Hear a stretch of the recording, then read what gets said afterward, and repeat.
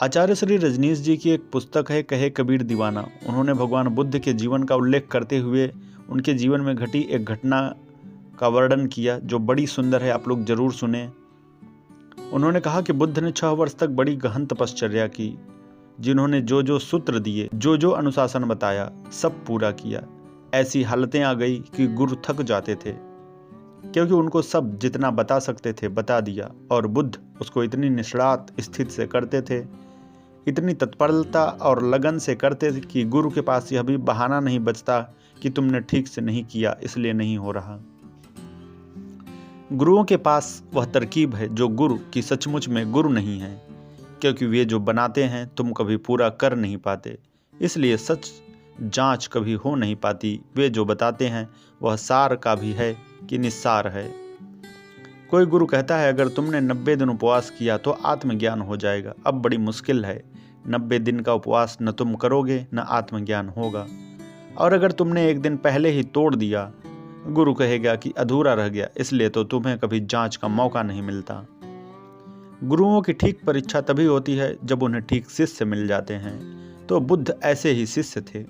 उन्होंने अनेक गुरुओं का पानी उतार दिया। वे जिस गुरु के पास गए, गुरु ने जो कहा, गुरु ने कहा 15 दिन का उपवास, तो उन्होंने 45 दिन का करके बताया। गुरु को यह कहने की जगह न रही कि तुमने किया नहीं। आखिर गुरु हाथ जोड़ लेते थे। वे कहते हम जो बता सकते थे बता दिया, इसके आगे हमें भी पता नहीं, तुम कहीं और जाओ। क्योंकि उनकी वजह से दूसरे शिष्यों में शक पैदा होने लगता कि जब इतना करके इस आदमी को कुछ न हुआ तो हमको क्या होगा। बुद्ध की वजह से शिष्य भागने लगते दूसरे। बुद्ध ने सारे गुरुओं को टटोल डाला, और जैसा कि अक्सर होता है, गुरु तो मुश्किल से कोई होता है। 100 में कभी 1, 99 तो केवल धोखे के गुरु होते हैं। जैसे कि तुमने खेतों में खड़े आदमी देखे हैं, धोखे के। हंडी लगी है, कपड़ा लगा है, डंडे पर खड़े हैं, पक्षियों को भगाने के लिए ठीक। ऐसे गुरु हैं तुम्हारे। नासमझों के लिए ठीक, कमजोरों के लिए ठीक, नपुंसकों के लिए ठीक, जो कुछ नहीं करना चाहते, जो सिर्फ सिर हिलाते हैं कि ठीक है कभी करेंगे, उनके लिए ठीक। लेकिन कोई करने वाला आ जाए तो कठिनाई हो जाती है। बुद्ध ने मुश्किल खड़ी कर दी, सब किया। ऐसी हालत हो गई कि लोग बुद्ध के पीछे चलने लगे। बुद्ध ने इतना किया और बुद्ध कहे जा रहे हैं कि मुझे कोई ज्ञान नहीं हुआ है, यह सब करना फिजूल गया। लेकिन फिर भी मानने वाले पैदा हो गए। एक गुरु, आखिरी गुरु अलार कलाम को जब उन्होंने छोड़ा तो उसके 5 शिष्य बुद्ध के शिष्य हो गए। उन्होंने कहा कि इस गुरु से तो यह बेहतर बुद्ध है। उन दिनों बुद्ध केवल 1 दाना चावल रोज लेते थे भोजन में। कृशकाय हो गए थे। सिर्फ एक मूर्ति उसको चित्रित करने वाली उपलब्ध है। शायद उसका चित्र तुमने कभी देखा हो। उसमें बुद्ध की पीठ और पेट एक हो गए हैं। शरीर सिर्फ अस्थियों का पंजर रह गया है।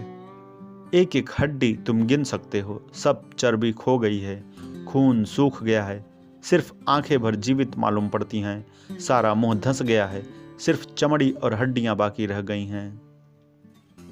उसको कहते हैं ऐसे बुद्ध एक तृण मात्र खाकर जीते थे। इतने कमजोर हो गए हैं कि उल्लेख आता है कि निरंजना नदी को पार करते वक्त बुद्ध गया के पास, निरंजना नदी गया के पास पार न कर सके। कमजोरी ऐसी थी, और नदी बड़ी छिछली है। कई बार जाकर देख लिया हूं। उसमें टीबी का मरीज भी पार होगा, उसमें कैंसर का मरीज भी पार हो सकता है।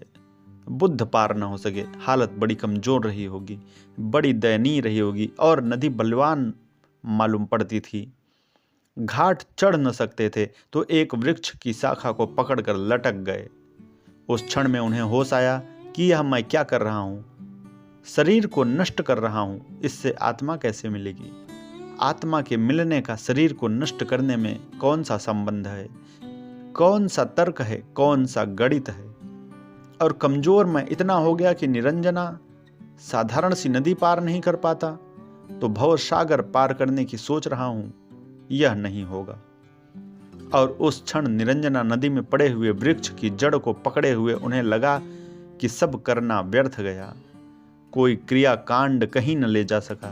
पहले मैंने संसार छोड़ दिया था, अब मैं यह त्याग तपश्चर्या भी छोड़ देता हूं। और जिस दिन बुद्ध ने छोड़ा उस दिन त्याग पूरा हुआ। उस दिन कुछ भी न बचा पकड़ने को, सब छूट गया, मुट्ठी खुल गई। बुद्ध किसी तरह बाहर निकले। जिस वृक्ष के नीचे उनको बोध हुआ उस वृक्ष के नीचे बैठे। किसी युवती ने गांव की, जिसका नाम सुजाता, ऐसा उस वृक्ष के देवता के लिए चुड़ौती मानी होगी कि कोई उसकी इच्छा पूरी हो जाए तो वह खीर से भरा हुआ थाल वृक्ष को चढ़ाएगी। पूर्णिमा की रात थी, उस रात वह खीर चढ़ाने आई, उसकी इच्छा पूरी हो गई थी। पूर्णिमा की उस निर्जन रात में निरंजना के एकांत तट पर वृक्ष के नीचे उसने बुद्ध को देखा। दुर्बल कृष्णकाय पीले हो गए।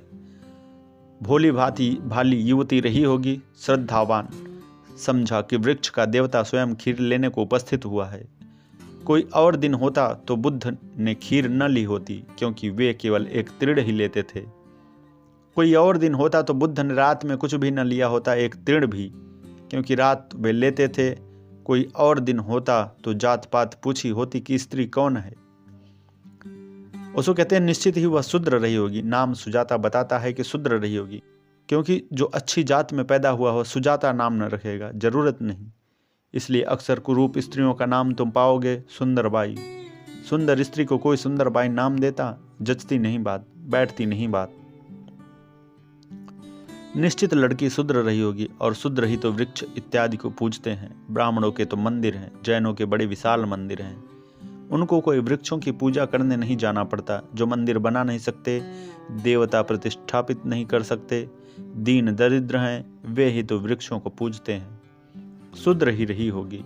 लेकिन उस रात बुद्ध ने पूछने की बात ही न रही। उस दिन सब छोड़ दिया। जो हो अब यह हो रहा है कि यह लड़की अचानक इस रात में बिना मांगे खीर लेकर आई, तो उन्होंने स्वीकार कर लिया। यह खबर उनके 5 शिष्यों को मिली, जो दूसरे वृक्षों के नीचे ध्यान कर रहे थे। 5 शिष्य जो बुद्ध की तपश्चर्या देखकर इनके पीछे हो गए थे। उन्होंने कहा, अब यह भ्रष्ट हो गया है। शूद्र लड़की, रात का समय, और अब तक एक तृण लेता था। यह गौतम भ्रष्ट हो गया। उन्होंने तत्क्षण गौतम को छोड़ दिया, त्याग कर दिया। उसको कहते हैं बुद्ध के अपने 5 शिष्य भी छोड़कर चले गए कि भ्रष्ट हो गया यह आदमी, क्योंकि तुम्हारे लिए धर्म का अर्थ क्रियाकांड है। तुमने धर्म को तो जाना नहीं, तुमने तो धर्म के नाम पर मुर्दा विधियों को जाना है। अब तक यह बुद्ध ज्ञानी था, मानने योग्य था, पूज्य था। अब यह भ्रष्ट हो गया। खीर खाने से आदमी भ्रष्ट हो गया, रात भोजन लेने से भ्रष्ट हो गया। उसको कहते हैं वैसी ही दशा कबीर की होगी। क्रिया कर्म आचार में छाड़ा तीरथ नहाना, सगरी दुनिया भई से यानी मैं ही एक बौराना। उसको कहते हैं बुद्ध ने जब ज्ञान उत्पन्न हो गया, उस रात जब शिष्य छोड़कर चले गए, उस वृक्ष के नीचे सोए पहली दफा निश्चिंत। न चिंता रही संसार की, बाजार की, राज्यों की, साम्राज्य की, न चिंता रही मोक्ष की, न स्वर्ग की, परमात्मा की। उस रात बिल्कुल निश्चिंत सोए।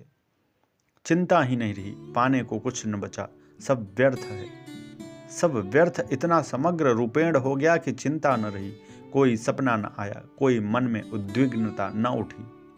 नींद थी, सो गए। सुबह 5 बजे आंख खुली, वैसी शुद्ध आंख कुंवारी। आंख जब भी खुलती है तभी सत्य उपलब्ध हो जाता है। कोई विचार नहीं, कोई चिंता नहीं, कोई धारणा नहीं, क्या ठीक गलत, क्या करना क्या नहीं करना, कोई ऊहापोह नहीं। सीधी सादी कुंवारी आंख। आखिरी तारा डूबता था और बुद्ध परम ज्ञान को उपलब्ध हुआ। उस डूबते तारे के साथ ही पुराना आदमी समाप्त हो गया, नए का जन्म हुआ। चेतना पुरानी लीन हो गई, नई चेतना जन्म गई। उस क्षण बुद्ध ने जाना कि सत्य कुछ करने से नहीं मिलता, सिर्फ आंख खोलने की बात है, सिर्फ होश, स्मरण, जागृति। पहला स्मरण आया उन 5 शिष्यों का जो छोड़कर चले गए। इतने दिन साथ थे बेचारे, असमय में साथ रहे।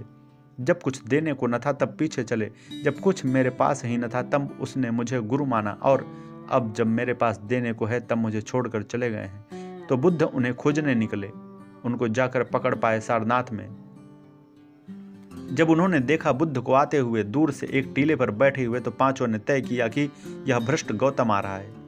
हम न तो इसको उठकर आदर दें और न नमस्कार करें, न इतना हम उसकी तरफ पीठ कर लें।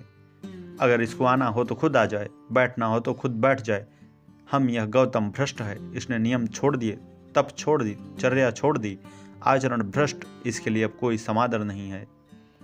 लेकिन जैसे जैसे बुद्ध पास आने लगे उनको बड़ी बेचैनी होने लगी। जैसे ही बुद्ध पास आए, निकट आए, पहले एक उठकर खड़ा हुआ, चरणों में गिरा, फिर दूसरा, तीसरा, फिर वे पांचों। और बुद्ध ने कहा कि तुमने निर्णय कुछ और किया था, निर्णय बदल क्यों दिया? निर्णय पर आदमी को टिकना चाहिए। तब उन्होंने कहा, हमने बदला, ऐसा कहना ठीक न होगा। तुम्हारी सन्निधि, तुम्हारा पास होना और हमने आदर दिया, ऐसा कहना भी ठीक न होगा, क्योंकि हमने तो निर्णय किया था न देने का। आदर हुआ तुम्हारी मौजूदगी में, जैसे कि कोई चुंबक खींच ले। जिनके भीतर थोड़ी भी क्षमता है, सद्गुरुओं के पास वे खींचे चले जाते हैं, चुंबक की भांति। किसी क्रिया कांड के कारण नहीं, किसी योग तपश्चर्या के कारण नहीं, किसी संप्रदाय सिद्धांत शास्त्रों के कारण नहीं। जिनके भीतर थोड़ी सी भी संभावना है आत्मा की, वे सद्गुरु के पास खींचे चले आते हैं। चाहे दुनिया विरोध में हो, चाहे सारी दुनिया कहे कि तुम पागल हो, वह पागल होना दांव लगाने जैसा लगता है, वह पागल होना शुभ मालूम पड़ता है। धन्यवाद।